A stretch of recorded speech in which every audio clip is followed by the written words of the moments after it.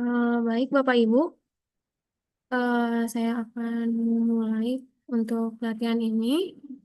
Assalamualaikum warahmatullahi wabarakatuh. Selamat pagi kepada Bapak Ibu, salam sejahtera bagi kita semua. Sebelumnya perkenalkan, nama saya Cynthia selaku moderator pada workshop kali ini. Terima kasih pada Bapak Ibu mengucapkan atas kehadiran Bapak Ibu pada kegiatan pelatihan IoT Masterclass with AI pada pagi hari ini. Pelatihan ini diselenggarakan sebagai upaya untuk memberikan pemahaman mengenai pemanfaatan teknologi Internet of Things dan Artificial Intelligence dalam mendukung sistem yang lebih cerdas dan efisien. Pada hari ini, materi akan disampaikan oleh Bapak Daniel Nugraha mengenai pengantar AI, machine learning, deep learning, dan alat IoT. Baik, kepada Bapak Daniel dipersilahkan. Baik, suara saya kedengaran? Terdengar, Pak. Baik, saya izin share ya teman-teman.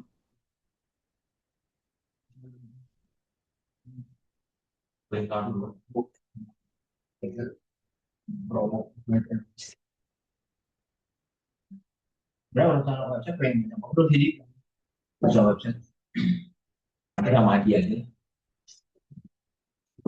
sama leadernya aja Leadernya, mau saya jadi leader. Bentar ya, problem. Mohon Pak Ari.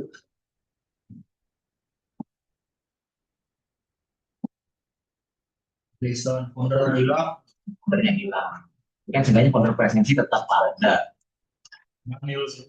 Ya, kelihatan ya teman-teman?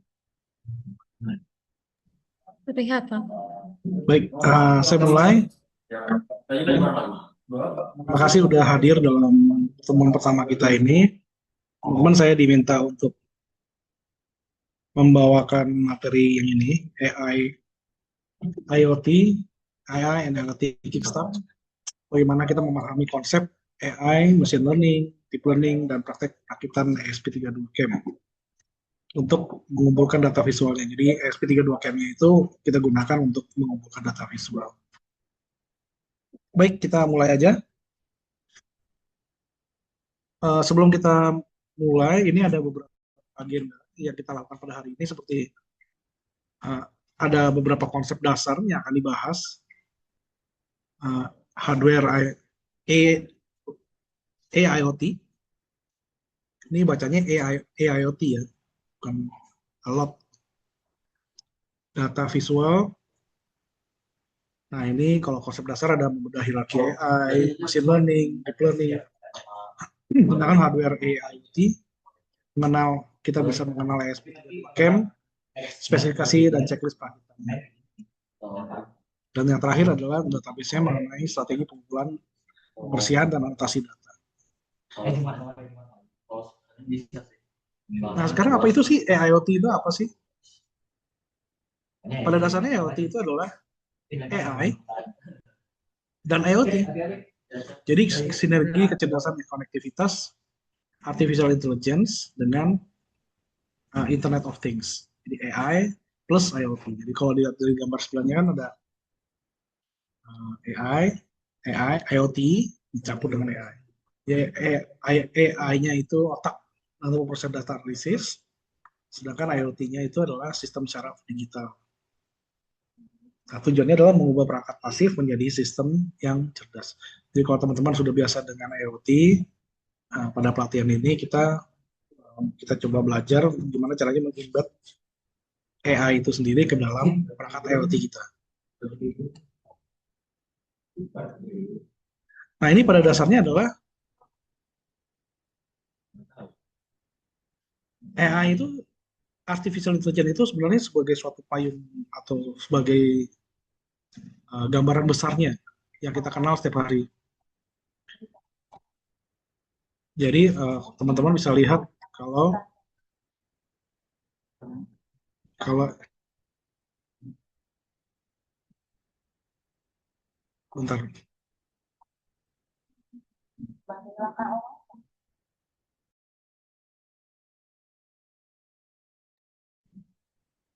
Nah, jadi AI itu adalah artificial intelligence. Apa itu artificial intelligence? Artificial intelligence adalah intelligence adalah pemikiran otak manusia yang diartifisialkan atau kita buat jadi uh, kita buat ya, konsep-konsep dasarnya seperti kita bisa melihat, manusia bisa mendengar, manusia bisa berpikir seperti itu.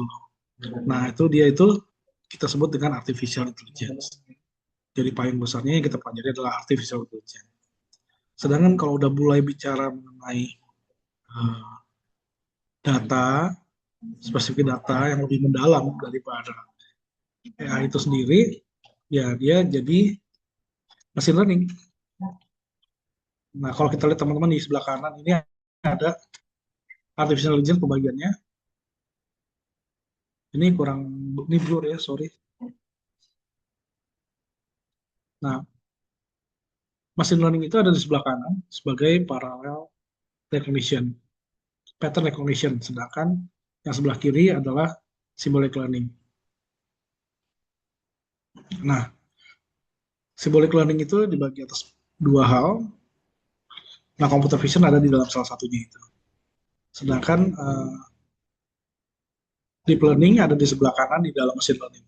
Jadi, kalau dikatakan masalah deep learning adalah bagian dari si machine learning itu sendiri.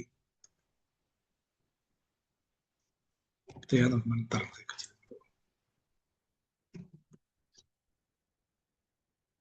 Nah, peta konsepnya adalah AI yang paling besar. Di dalamnya AI itu ada machine learning, di dalamnya lagi ada deep learning. Jadi ada subset, disebutnya subset yang bukannya di luar dari itu, tapi ya di dalamnya. Jadi konsep payungnya, teknik apapun, menggunakan komputer, menerima kecerdasan manusia, itu disebut dengan AI. Sedangkan kalau kita mau belajar pola data dan lain halnya itu dari machine learning.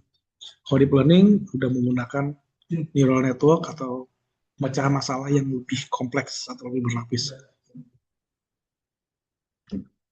AI secara definisi merupakan simulasi kecerdasan manusia dalam mesin yang diprogram untuk berpikir seperti manusia dan mengambil tindakan. Jadi kalau manusia bisa melihat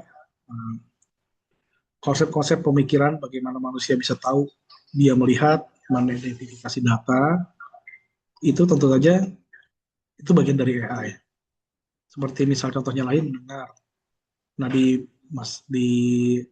alat juga kita kan tahu adanya ultrasonik ya.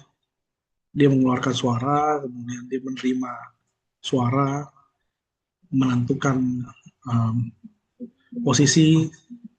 Kalau ada sensor apa ya, mengetahui kelembapan suhu, kita juga bisa mengetahui hujan atau tidak, seperti itu. Kan jadi itu semua bagian dari artificial intelligence manusia, bagian dari intelligence manusia yang kita bisa mengartifisialkan. Ini ada contoh sederhana di sebelah kanan. Contohnya misalnya kalau kita tahu suhunya itu lebih dari 30 derajat, suhu 30 derajat tuh dingin, panas ya? Iya. Lalu menyalakan kipas, kipasnya bergerak seperti itu. Itu AI sebenarnya. Tapi konsepnya paling dasar. Dia tidak belajar, dia tidak mengolah data tertentu, dia tidak menganalisis, tapi pada dasarnya itu adalah konsep dari AI. Gimana sih tentang machine learning? Nah, machine learning itu kan bagian dari AI. Nah, machine learning itu adalah subset AI yang menyediakan kemampuan pada sistem belajar secara otomatis yang diprogram tentu aja secara kompleks ya dan secara eksplisit, jadi jelas. Jadi dalam hal ini si bukan hanya bicara masalah apa yang dilakukan, tapi sudah ngomong masalah aturan, rules. Jadi kalau biasanya programan tradisional itu data ditambah dengan aturan, nah itu kan ada jawaban tertentu. Jadi kalau kita ngomong masalah jika ini, maka apa? Ada jawabannya kan. Tapi machine learning ini berbeda sedikit. Jadi dia ada data, kemudian ada jawaban, maka dia bisa menentukan sendiri, bikin sendiri aturannya bagaimana. Itu machine learning. Kata kuncinya adalah mengenali pola dalam data historis untuk bisa membuat prediksi pada data baru. Jadi kalau ketika uh, ada list angka ya, 1, 3, 5, 7, selanjutnya apa? Selanjutnya adalah 9, udah ketahuan gitu. Jadi si mesin learning udah mempelajari pola seperti itu. Oh, lompatnya satu-satu nih. Jadi selanjutnya kemungkinan pasti akan lompat satu. Jadi fungsi mesin learning seperti itu ya, teman-teman. Nah, dalam konteks visual, mesin learning itu dia bisa belajar membedakan fitur. Misalnya, oh ini tepi, bagian samping. Oh ini bentuknya bulat, atau bentuknya setengah bulat.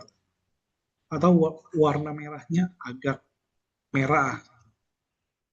Jadi mengenal objek itu juga bagian dari pembelajaran mesin learning. Nah, bagaimana dengan deep learning sih, Pak? Deep learning itu adalah suatu mesin learning yang menggunakan suatu algoritma tertentu. Jadi sudah terotomatisasi. Gitu. Contohnya seperti machine learning, terus kita tambah dengan neural network. Nah itu jadi ini tertentu ya, misalnya jadi punya keunggulan atau punya kemampuan dengan data yang lebih kompleks, dengan data yang lebih luas lagi. Nah deep learning mampu untuk bisa menganalisis itu semua. Dan ini contohnya keunggulannya sangat efektif untuk data yang terstruktur. Jadi misalnya ada gambar, suara, teks seperti itu. Jadi itu gampang sekali dan itu udah mulai bisa dikonstruk dengan neural network. Karena pada dasarnya neural network itu kan terinspirasi oleh cara kerja neural manusia. Ya. Nah, seperti kita menggunakan deep learning untuk mengenali objek visual dari kamera itu juga bagian dari DL. Bukannya machine learning ya, itu udah masuk ke dalam deep learning. Ini ada gambarnya, ada multi-layer neural network. Jadi NN itu sendiri bisa multi-layer. Jadi bisa seberapa deep, seberapa dalam itu bisa belajar, bisa mengenali suatu objek. Ini ada beberapa ringkasan perbedaan. Kalau teman-teman lihat ada artificial intelligence, ada machine learning, deep learning. AI itu lebih fokus ke kecerdasan umum. Tapi machine learning lebih ke pola dan prediksi. Sedangkan deep learning lebih ke jaringan saraf tiruan. Udah masuk satu, ini by the way nggak hanya neural network ya teman-teman. Banyak beberapa cara atau metode untuk mengenal dan memproses data lebih kompleks ya. Ada input data juga, rule simbolik. Kalau AI, hardware-nya biasa aja, masih bisa. Contohnya adalah game catur, udah bisa pakai AI. Tapi kalau machine learning itu lebih terstruktur, input datanya, hardware-nya lebih tinggi, karena ada proses prediksi itu sendiri ya. Lebih tinggi pasti daripada AI, bisa memprediksi harga rumah misalnya. Atau memprediksi cuaca, itu bagian dari machine learning. Nah, bagaimana dengan deep learning? Nah, deep learning itu lebih kompleks lagi, jadi secara hardware juga harus lebih tinggi, harus menggunakan GPU. Nah, secara input data itu lebih random, gambarnya lebih tidak terstruktur, nggak ditentukan bagaimana bentuknya, berupa video juga boleh. Contohnya misalnya kita bisa mendeteksi wajah atau face AI. Nah, teman-teman bisa lihat di sini, kita punya cyber physical system yang dibagi atas 4 layer. Kalau teman-teman lihat yang paling bawah, kita mulai dari paling bawah. Ini contoh ya, contoh teknologi dan proses ini dilihat dari layering yang paling bawah. Ini adalah electrical engineering laboratory activity. Ini fenomenanya teman-teman. Jadi ada beberapa fenomena paling bawah. Kemudian ini contoh ya. Jadi sensor itu sensornya berupa kamera, diterima oleh IoT kamera, datanya dilempar ke layer 2 database, disimpan di HiLab, ditampilkan di HiLab. Nah, HiLab, data yang ada di layar base 2, database 2 itu disimpan di dalam LMS. Kemudian bisa ditampilkan ke student portfolio dan bisa ditampilkan. Nah, secara level 1, ini bisa juga ditampilkan di bawah, baik itu berupa PC, laptop, tablet, mobile, apapun itu juga bisa ditampilkan di sana karena sebagai instrumentasi layer. Sedangkan fungsi AI, teman-teman bisa lihat dia ada di level 3. AI level 3, kemudian machine learning-nya juga bisa di dalamnya itu, dia ngambil data dari layer 2, kemudian memproses, dimasukin ke layer 3 database. Sedangkan kalau dengan masalah level 4, di sini teknologinya itu berbicara masalah invention. Misalnya contohnya early warning, seperti itu, lebih ke sebelum hal itu terjadi, misalnya sebelum hujan, kan ramalan cuaca menyatakan sebelum hujan, jadi misalnya pintunya udah tertutup dulu, atau kanopinya sudah otomatis ketutup. Jadi proses-proses yang menginterfere sebelum terjadinya suatu tindakan itu ada di level 4. Baik, untuk proses awalnya, sebelum kita bicara dan kita ngomong masalah gimana menggunakan AI dan deep learning, teman-teman sebelumnya harus dapat untuk mengambil data dulu. Datanya berupa apa? Ini ada beberapa contoh. Kita akan kasih contoh mengenal SP32 Cam. Karena datanya pakai kamera, kita menggunakan SP32 Cam. Ini gambarnya ya teman-teman. Jadi teman-teman bisa dapetin ini di di apa namanya? Di toko-toko elektronik sekitar teman-teman, juga bisa dimanapun juga, bisa di online juga. Kalau nggak salah harganya nggak gitu mahal ya, sekitar 30 ribuan, 35 ribu. Itu juga tergantung siapa yang jual aja kan. Ada yang terlalu mahal juga, kalau belinya agak banyak, jadi bisa lebih murah. Ini spesifikasinya yang biasa kita gunakan, teman-teman. Ini karena kita udah biasa gunakan ini dan sudah jalan. eh, jadi teman-teman bisa mulai dari sini dulu supaya bisa nanti kalau ke depannya teman-teman mau untuk meningkatkan, untuk misalnya menggunakan, saya gunakan SP yang lebih bagus Pak, oke, okay, fine gitu. Tapi untuk sementara kita belajar di sini, yang kami gunakan adalah yang ini. Kameranya pakai OV yang 2640 ya, ada 2 megapiksel, saya rasa cukup bagus. Tinggal pencahayaannya aja yang diatur. Tapi kalau kalau dalam kondisi siang itu bagus banget, teman-teman. Kalau 2 megapiksel itu, SP-nya 32 yang S, yang punya WiFi sama Bluetooth. Karena kalau nggak pakai WiFi dan Bluetooth itu susah teman-teman, kalau mau sambungkan ke WiFi, connect ke internet, agak sulit. Jadi yang ada ini ya, WiFi plus Bluetooth. Tentu saja udah bundle dengan slot SD card untuk menyimpan data lokal. Jadi kalau teman-teman punya rasa datanya itu tidak banyak, kita simpan aja di SD card. Atau ada dia di sebelah kanan ini yang kuning-kuning nih, ada flashlight. Jadi kalau memang kurang cahaya, nah itu bisa dinyalain sebagai flashnya, lampu flashnya. Sekarang apa sih yang dimaksud dengan tiny machine learning? Kalimatnya adalah tiny ML. Nah, machine learning yang tadi kita bicarakan secara besar itu bisa disimpan atau dijalankan di microcontroller teman-teman juga.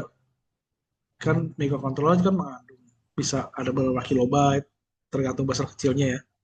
Itu disimpan di situ, kemudian kita bisa compile dan jalan di situ. Jadi nggak usah harus pakai server. Ya kalau memang untuk kasus yang besar, memang perlu untuk server. Tapi kalau untuk yang biasa aja kita hanya tiny juga oke. Kenapa penting sih? Jadi kalau memang latensinya rendah, itu kita nggak perlu internet untuk connection dan untuk memproses datanya. Terusnya lebih hemat bandwidth juga, terusnya privasinya terjaga karena memang langsung disimpan di tempat itu ya, langsung di edge ya langsung. Nah ini beberapa limitasi, makanya punya kapasitas tertentu.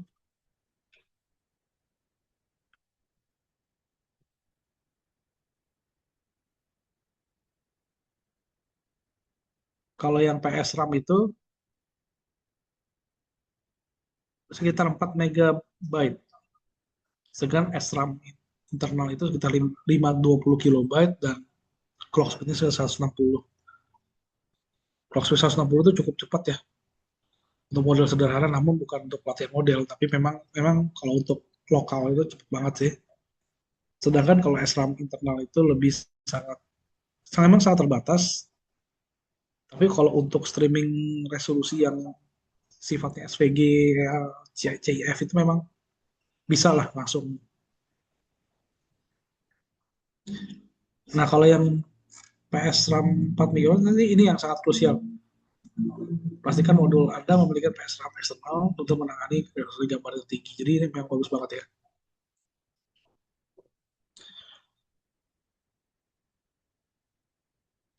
Ini beberapa isu teman-teman bisa lihat sini. Ini kalau teman-teman beli yang microcontroller itu perhatikan ininya teman-teman.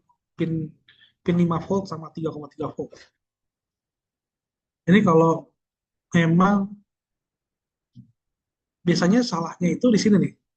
Jadi kebanyakan itu kita menggunakan yang pin yang 3,3 volt, bukan yang 5 volt. Sehingga kalau gitu jadi internet itu nggak jadi nggak stabil, jadi gampang-gampang putus gitu loh. Lonjakan internetnya lebih gampang. Jadi teman-teman gunakan yang ini ya, pin 5 volt. Jadi kalau gunakan power supply, pakai yang power supply 5 volt 2 ampere. Itu jauh lebih stabil. Ini penyebab utamanya itu biasanya sering restart atau brownout detection error. Ini saya pernah salah, saya gunakan 5 volt, tapi yang 2 ampernya itu kurang dari 2 ampere. Jadi 1 ampere, makanya sering kok nggak jalan, kenapa gitu. Ternyata memang ini faktor ininya juga dipengaruhi juga ya. Jadi untuk stabilitas daya, teman-teman perhatikan juga. Ini lebih sering error itu tanpa tahu, karena memang secara struktur, mungkin secara skematik udah benar. Tapi memang kalau ada permasalahan seperti ini yang memang harus diperhatikan dari awal. Next, ini ada mode flashing jika diupload.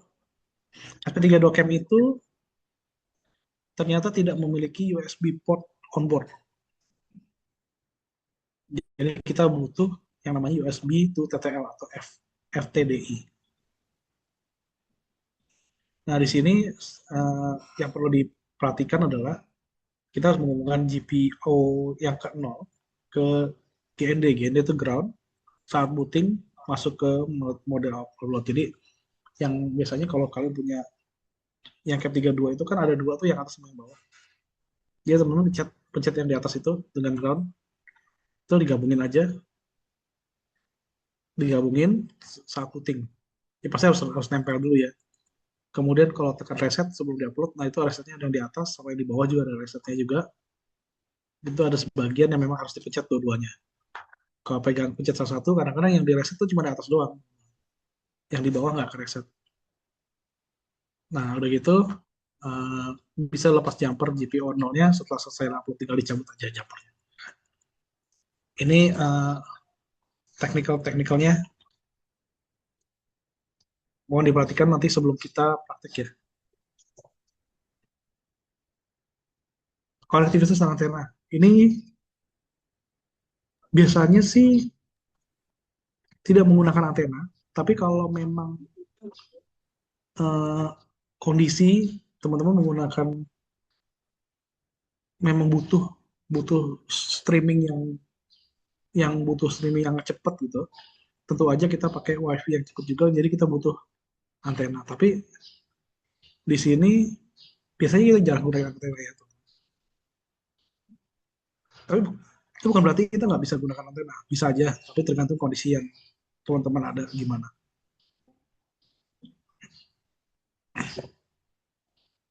Ini ada beberapa checklist perakitan. Nanti kalau teman-teman masuk ke dalam LMS, ini akan dijelaskan lebih dalam lagi. Nah ini yang tadi saya bilang ada dua itu. Ini yang merah sama yang 5 volt dengan 5 volt, yang hijau dengan yang hijau, yang UDT, UDR yang hijau, yang biru UDT dimasukkan dengan yang RX, yang UDT dengan TX ya, ground dengan ground. Jadi ini perakitan awal, tapi lebih detailnya lagi masuk ke di LMS. Nah ini ada beberapa cara untuk mengumpulkan data visual. Tentu saja data yang baik menghasilkan hasil yang baik juga. Tapi kalau memang gambarnya itu jelek, goyang seperti itu, atau tidak pencahayaannya kurang baik, posisi tidak baik, yang tentu saja kualitas juga menentukan hasil ya. Kalau kita bilangnya garbage in, garbage out.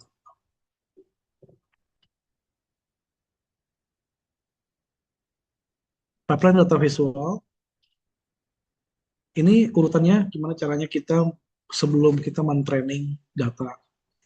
Pertama, yang pasti tangkap data dulu. Jadi datanya kita tangkap dulu pakai SP32 CAM, kita sebutnya dengan akuisisi. Nah, setelah kita tangkap, kita terima datanya, masuk ke level 2, kita cleaning namanya. Dibersihin nih. Jadi mana-mana data-data yang fotonya blur atau gelap, atau cahayanya mungkin berlebihan atau bahkan kurang sama sekali, atau yang tidak relevan, itu kita mulai seleksi, di cleaning namanya, dihapus. Masuk ke level yang 3, dianotasi, kemudian kita labeling. Jadi data-data yang bagus itu yang ada yang oke, kita labeling sebagai objek. Kita buat bounding box-nya sebelum kita masuk ke dalam pelatihan. Lalu masuk ke level keempatnya, baru kita mulai masuk ke training. Kita latih dulu modelnya di Edge, kita impulse atau ke Google Colab, baru kita bisa lihat hasil trainingnya bagaimana. Itu pipeline-nya ada 4 level. Nanti kita akan belajar ke sana. Ada beberapa strategi ngumpulin data, teman-teman. Yang pertama, kita pakai video streaming. Jadi ngambil frame-nya itu terus menerus ya. Kalau video streaming kan ada per detik berapa kali ambil. Emang ini lebih boros ya, boros secara bandwidth, penyimpanan. Datanya kan jadi banyak tuh kalau 1 detik aja bisa 60 data, 60 gambar gitu. Untuk menghasilkan suatu bentuk video yang bagus ya. Itu jadi boros, jadi penyimpanannya jadi lebih banyak. Dan banyak data-data yang mirip-mirip gitu, karena kan memang terlalu cepat ya ngambilnya. Yang kedua adalah trigger base. Nah ini ngambilnya itu foto aja, jadi hanya sekali atau 2 kali foto saat ada pemicu aja. Jadi kalau ada sensor gerak misalnya, lalu dia ambil foto ceklek gitu. Saya beberapa menit atau beberapa detik kemudian dia akan ambil lagi kalau si objek itu tetap bergerak. Atau menggunakan tombol gitu, lebih fleksibel. Jadi setelah kita mau, kita pencet aja, pencet, lalu dia ambil gambar. Ini yang lebih efisien, ini uh, lebih cepat juga, gak boros juga, bandwidth penyimpanan juga lebih sedikit, variasi datanya lebih banyak. Jadi nggak nggak terlalu mepet ya, waktunya juga, time frame-nya juga nggak mepet juga. Nah, data-data yang tersebut itu ya kita gunakan itu, yang kita dapat dari mesin, kemudian kita lempar datanya ke MQTT.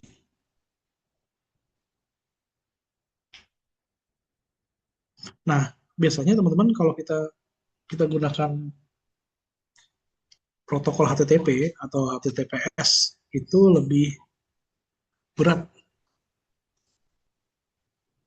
Biasanya kita hindari karena kalau ngomong masalah jumlah jumlah data yang banyak yang dan harus cepat ya, itu sangat berat kalau pakai HTTP request atau TPS.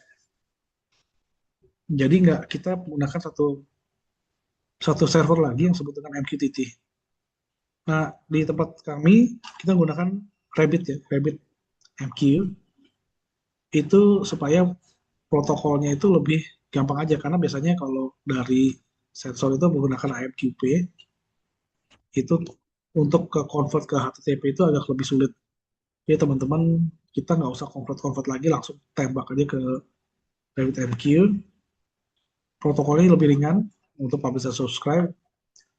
Uh, SP32 kami juga nge-pushnya juga mudah karena dia pakai base 64. Kemudian dari sisi servernya juga bisa men-subscribe topik dan menyimpan data. Jadi uh, lebih banyak, lebih ringan dan lebih cepat ya. Ini sebelah kanan gambar, kalau teman-teman lihat ada instrumentasi dan ada sistem informasi. Ini bagaimana kamera dia langsung gambarnya langsung dilempar ke protokol FTP kemudian disimpan ke dalam file storage yang paling atas ya. Nah, sedangkan uh, datanya, data data teksnya itu pakai JSON dilempar ke protokol MQTT. Nah, ini harus sama nih. Biasanya kalau filenya yang dikirim adalah CAM1, ya di sini juga ada CAM1 JPG seperti itu. Secara teks ya. Nah, dari proses ini kan ada dua data yang masuk, yaitu data dari protokol MQTT berupa JSON, dan satu lagi memang gambarnya itu sendiri di file storage. Nah, si AI ini ambil dari file storage dan database data sensor itu sendiri. Di situ baru dia tinggal melakukan proses, disimpan dalam DB hasil AI yang ada di sebelah kanan. Nah, kemudian setelah hasilnya itu diambil oleh API backend dan disajikan di front end di aplikasi.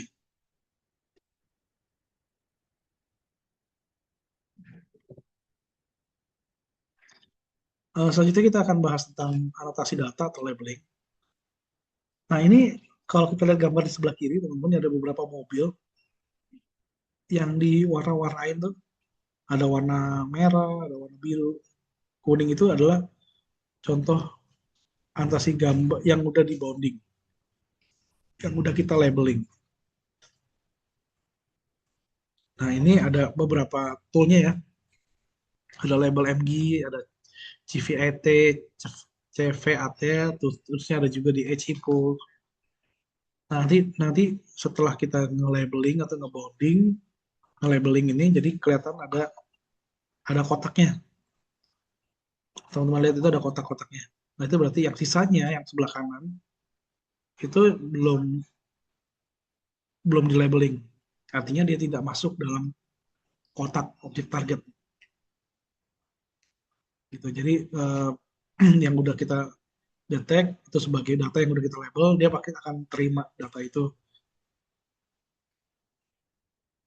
lalu dibentuknya jadi kotak.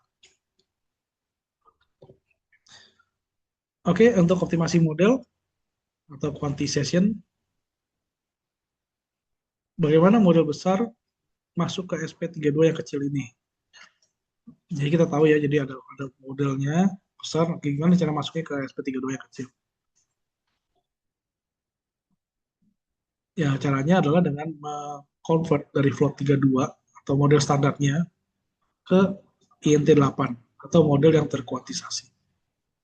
Kalau kita menggunakan masih pakai plot 32 model standar, presisinya besar, ukurannya besar juga, lambat di microprosesor. Tapi kalau kita harus dikuantifikasi, harus dikecilin gambarnya jadi IN8 atau presisi sedikit lebih kurang atau 4 kali lebih kecil, tentu aja jauh lebih cepat. Untuk masalah kualitas gambar tentu aja ya jadi agak sedikit berkurang ya. Tapi kalau memang gambarnya tidak terlalu kompleks, itu masih cukup bagus untuk bisa diproses.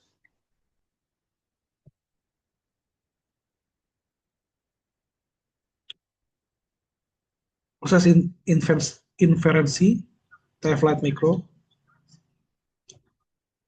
ada beberapa langkah. Yang pertama kita capture dulu. SP32 ngambil data mentah berupa gambar. Lalu proses kedua adalah kita proses merises gambar. Jadi misalnya dari 96x96 pixel yang biasa standarnya itu, dan warna RGB-nya ke grayscale RGB 565 ya. Jadi teman-teman kadang-kadang kita ngambil capture gambar itu lebih dari 96x96, itu dulu, di resize dulu. Jadi 96x96. Begitu juga dengan gambarnya, kalau memang standar RGB-nya itu yang lebih tinggi, yang lebih kompleks gambarnya, RGB-nya dijadiin yang versi 565. Setelah di reprocessing, kita lakukan inferensi. Inferensi ini menggunakan TensorFlow Lite atau microcontroller menjalankan model matematika. Si TensorFlow akan menghitung dan menjalankan proses matematika, menghasilkan model. Nah, modelnya ini akan dicocokkan dengan gambar yang di atas itu sendiri, untuk menghasilkan satu probabilitas, misalnya manusia 90%, atau ada buku, ada benda-benda yang lain, sehingga bisa tahu tuh, ini manusia, yang ini kucing gitu, ada kucing lewat, atau ada buku, ada tas, gitu. Jadi itu berdasarkan dari model yang ada, kemudian gambar yang di-capture, kemudian dicocokkan, bisa ketahuan probabilitas benda yang kita maksud. Yang kelima, setelah kita tahu misalnya ada manusia gitu 90%, kemudian nyalakan LED atau kita bisa mengirim notifikasi jika probabilitasnya itu di atas ambang batas. Misalnya kita sudah tentukan apabila bounding box yang didetek itu ternyata lebih dari 70, jadi langsung kita bilang, oh ini manusia gitu. Dari atas ambang. Jadi langsung lampu itu akan nyala, terdetek adanya manusia.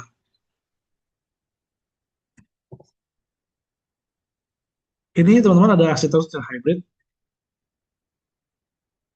edge computing arsitektur, jadi ada internet, cloud service. Kita mulai dari bawah ya kayaknya. Pokoknya dari sini gambarnya. Ini di edge computing itu biasanya mempelajari ini. Jadi setiap device yang kita punya, baik itu berupa HP, PC, atau kita punya komputer yang ada dalam mobil, atau di pabrik, atau di sekolahan, dan lain halnya, itu di bawah itu tentu saja connect ke level namanya LAN atau WAN. Jadi dari sensor atau kontrol yang paling bawah, dia akan datanya akan dikirim ke layer yang lebih dekat ya dari mereka, itu local network, bisa berupa data processing, data caching, atau virtualization yang di bawah itu. Dari sana baru kita lempar lagi ke cloud layer. Itu udah ngomong masalah big data processing, data warehousing. Jadi dari data yang sifatnya di bawah, ada satu persatu, kemudian naik ke atas. Nah, di sini ada contohnya, misalnya edge filter atau cloud filter. Jangan kirim semua data ke cloud, misalnya gitu. Kemudian di edge itu SP32 ngedetek sepertinya ada orang nih, misalnya gitu kan. ngedetek ada orang. Lalu kirim data ke atas. Cloud server itu langsung memverifikasi, oh iya itu si Budi gitu. Karena ada orang itu yang dikatakan lebih dari 70%. Langsung si cloud langsung ngedetek, benar ini Budi. Nah, ini ternyata proses seperti ini itu banyak menghemat biaya server dan biaya server dan bandwidth. Jadi uh, langsung ngedetek, hanya ngedetek aja tanpa memproses di lokal. Yang proses itu di atas, kemudian dikembalikan lagi.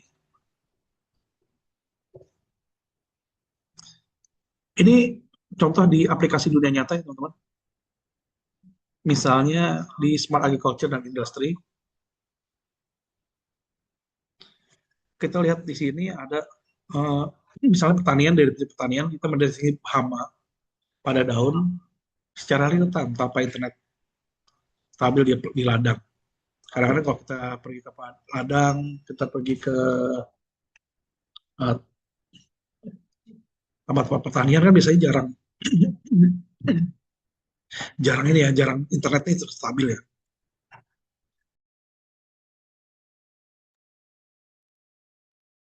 Nah itu teman-teman bisa langsung ngedetek hama atau binatang-binatang tertentu yang untuk kita tahu nih, wah ini akan makan tumbuhan atau akan makan daun-daun. Jadi langsung langsung ketahuan. Atau di bidang manufaktur, kita bisa langsung mendetek cacat produk di conveyor belt.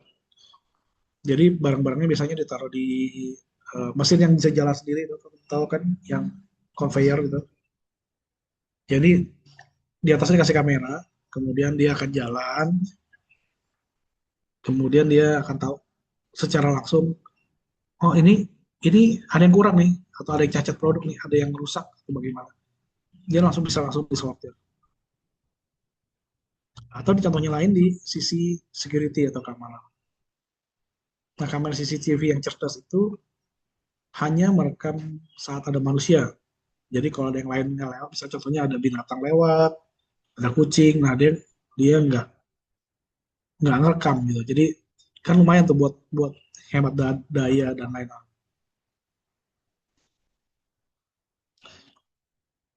Kalau semua direkam kan banyak datanya, jadi gitu ya teman, itu ya contohnya bisa digunakan di banyak hal.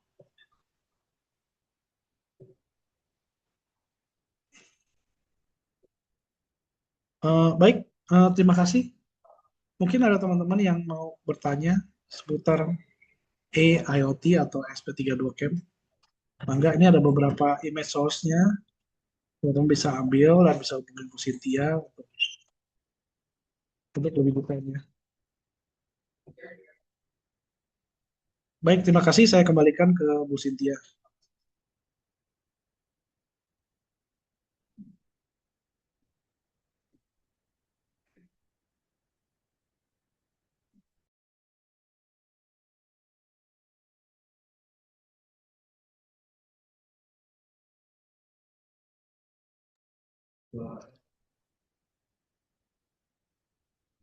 Tes,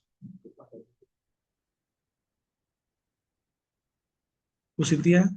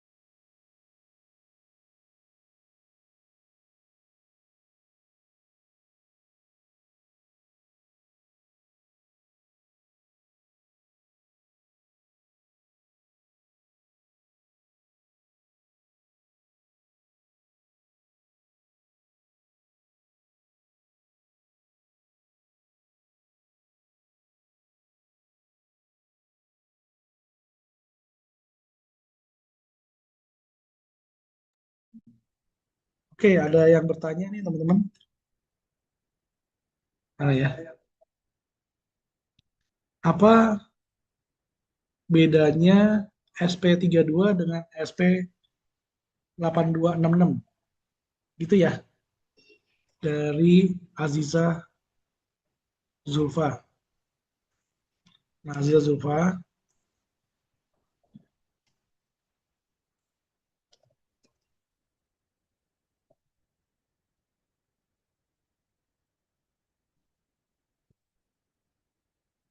nah kalau teman-teman mikroprosesor tuh banyak.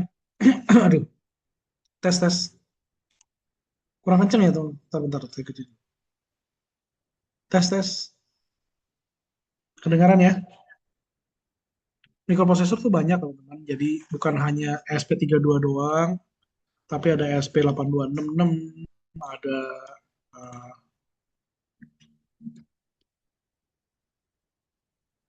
eh, ada Arduino.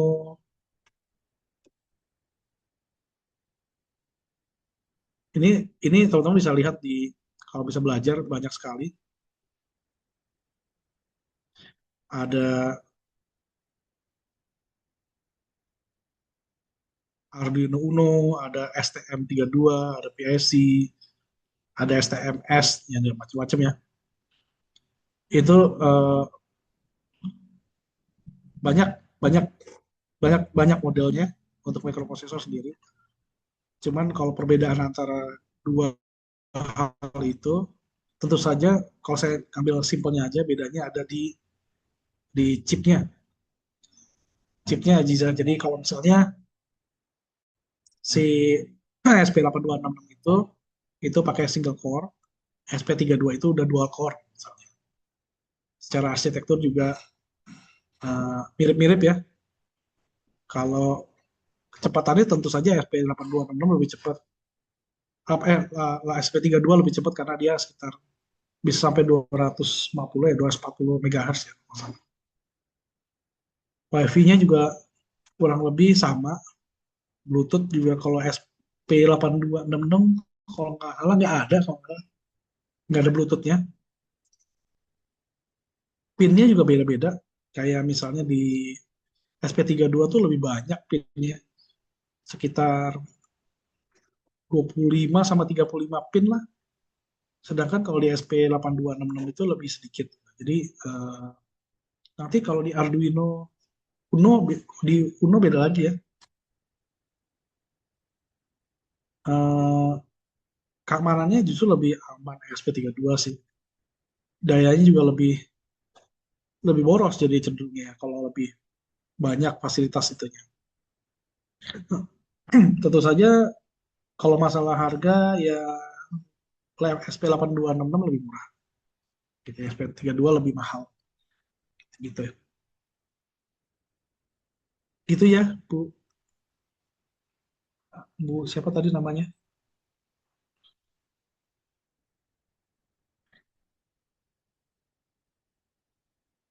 Bentar saya lihat dulu ada beberapa yang nanya. Suaranya agak kecil. Oh, udah gimana? Nuril udah mulai baik ya suaranya ya.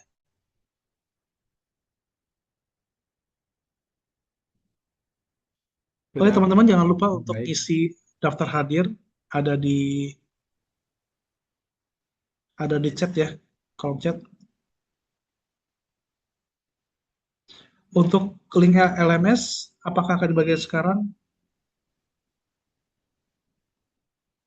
Sebentar saya tanyakan dulu ya. Nanti akan diinfokan ya teman-teman untuk LMS-nya di grup.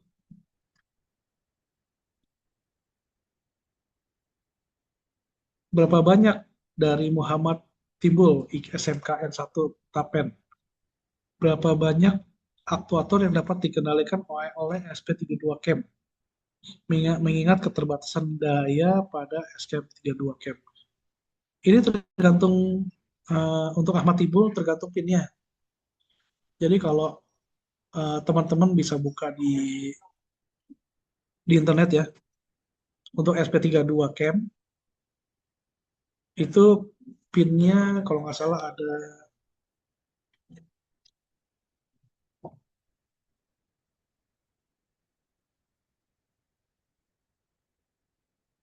sekitar 24 ya, atau 16 pin ya. Tapi kayaknya di SP32 Camp sih gak gitu banyak. Kurang lebih sekitar di bawah 10 lah teman-teman.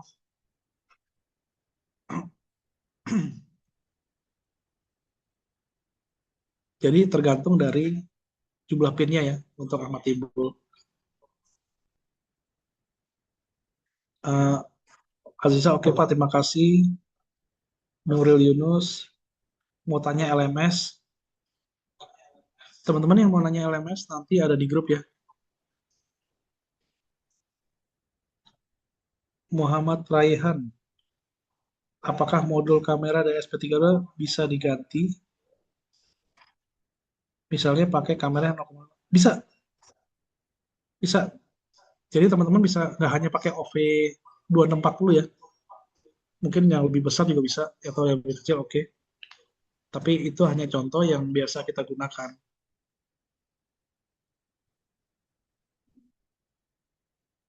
Karena kebutuhan saya untuk keamanan helm jika pakai kamera bawah terlalu zoom. Oh ya, boleh, boleh. Tapi untuk Muhammad Rehan, dilihat dulu spesifikasi SP32-nya ya.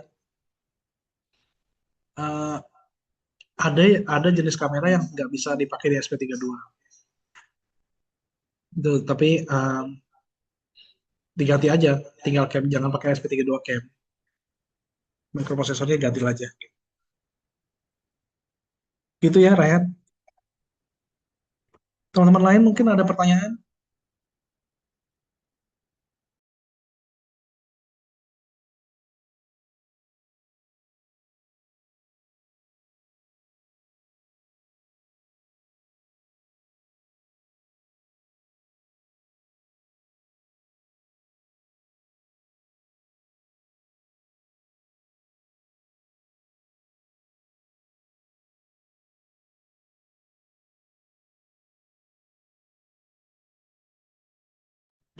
Baik, Eh, kalau teman-teman nggak ada pertanyaan, saya serahkan balikan ke Bu Sintia. Silakan Bu Sintia. Terima kasih Bapak Daniel atas materi yang telah disampaikan. Pada hari ini, materi yang disampaikan cukup sekian. Nanti akan dilanjut di hari berikutnya. Mungkin untuk Zoom ini akan diadakan selama 7 kali. Dan informasi mengenai jadwal pelatihan akan saya kirimkan di grup pada hari ini. Dan tadi juga mungkin saya menjawab terkait LMS. Untuk akun LMS akan saya kirimkan kepada masing-masing peserta yang mengikuti sertifikasi dan eh, nanti akan dibahas juga di grup mungkin ya. Baik Bapak Ibu, jika mungkin tidak ada yang ditanyakan lagi, saya akhiri pelatihan pada hari ini.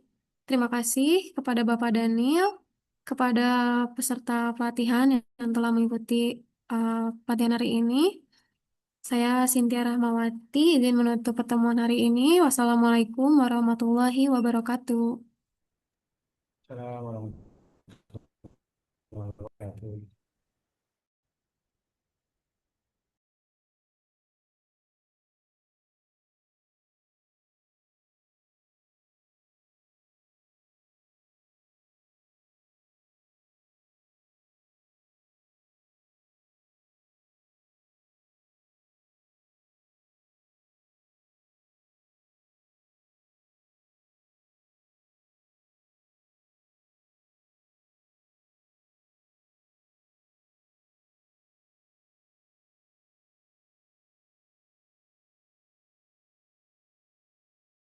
wabarakatuh.